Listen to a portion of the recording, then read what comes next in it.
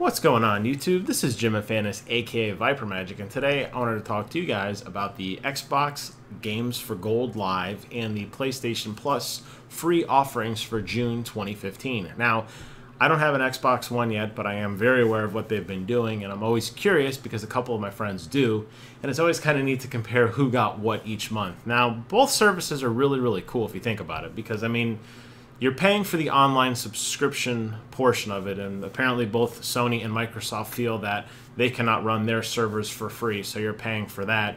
And then just as an added bonus, you're getting this kind of free game support. Now, I know in the past, PlayStation was based more on just this free game support where the PlayStation 3 network was live, but with the switch to PlayStation 4, I guess now they feel you have to pay for it. Whatever. Point is, we get free games, and I gotta admit, if I was an Xbox One owner this month, I would be pissed off because I would have gotten royally screwed. So I'm going to start with them first. This is from the Major Nelson blog, and I'll put a link to both of these links in the description box below if you want to check them out and not take my word for it. This month, Xbox One owners are going to get Massive Chalice, and they're going to wrap up Pool Nation FX on the Xbox One, and on the 360, they're going to get Just Cause 2 and Thief. Now, I don't know anything about Massive Chalice. Maybe it's this great indie game that I've never heard of. That happens quite a lot lately because there are so many indie games out there. But for the Xbox 360, I have heard of both Thief, which I believe PlayStation Plus got about a month ago. I personally haven't played it. I think it's a massive departure from what the core series was. It got pretty low ratings, and the fact that it's now in the bargain bin or for free on both of these subscription services pretty much indicates what they think about that. Just Cause 2, however, is an amazing game. I logged a lot of time in that in the PC. I got it on the Steam summer sale not too long ago. Unfortunately, you can't mod it on the 360 like you could on the PC, so you're not going to get all these ridiculously OP grappling hook mods and some of the other cool skins and effects people have come up with. But the core game in of itself and the ability to climb in and out of vehicles and airplanes and do all these crazy parachuting kind of, goofy things is tons of fun. But on the Xbox One side, Pool Nation is just a pool simulator game, which sounds incredibly boring. And again, this Massive Chalice, which I've never heard of. Moving over to the PlayStation Plus games for June 2015, the big one, and the only one actually I care about, is Metal Gear Solid 5 Ground Zeroes. Now, when this game came out, it came out to a lot of controversy because a lot of people felt it was nothing more than a demo. However, they were right. And the game is actually kind of the prequel to the Phantom Pain, which is going to be released later on in this year. The game, I think, runs about 2 to 2.5 hours. I know when it came out, I believe it was a budget game at either $39.99 MSRP or $29.99 MSRP. I've now seen it as low as $10 on Amazon and Best Buy Gamer Club Unlocked. But to get it for free is amazing. The graphics alone are so much eye candy. I'm going to have so much fun with this game just running around and checking it out and seeing what it's all about.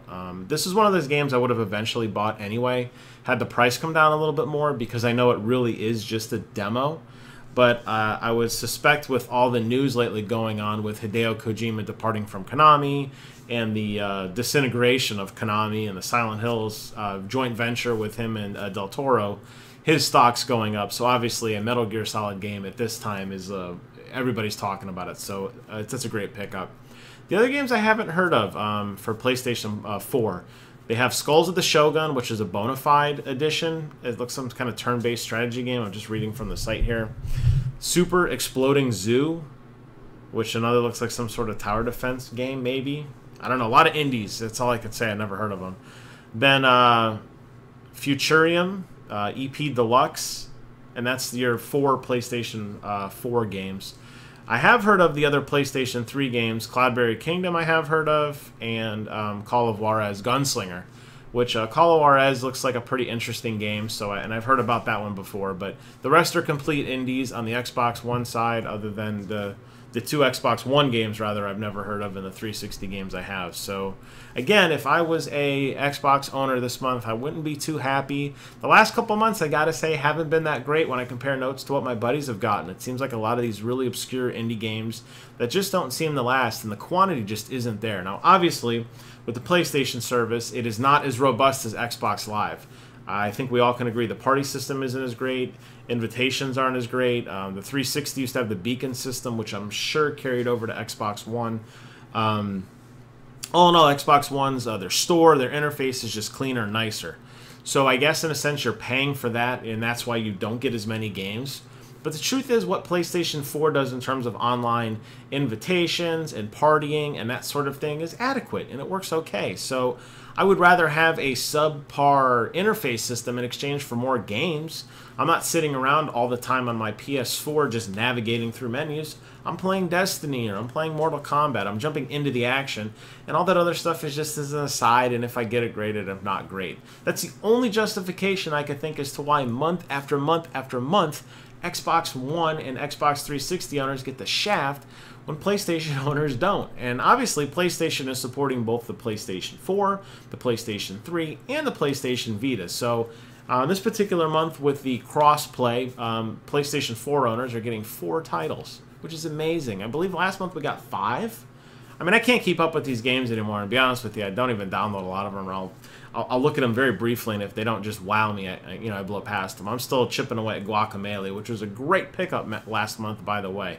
So, that's my thoughts this month. I just wanted to give the news on that. I think it's pretty safe to say that PlayStation is soundly kicking Microsoft in the ass in terms of these games for gold, and now with E3 coming up and less than a month away, I'm hoping that Microsoft steps up their game. There's going to be a lot of people like me who are looking to see what Microsoft is going to offer to us when we decide to enter into the Xbox One universe. Obviously, Gears of War is going to be a big deal. Halo 5 is going to be a big deal. But these games for gold, it needs to be more robust. It needs to be a better service. And month after month after month, I'm seeing crappier and crappier and crappier or completely unknown games trickling through. And I think that needs to be addressed sooner than later because it's just not working. And if you guys remember, I believe it was E3 last year, Phil Spencer, the head of Microsoft, started talking about how they were building up the games for gold system and they were going to offer all these great games, and then they announced Assassin's Creed 2.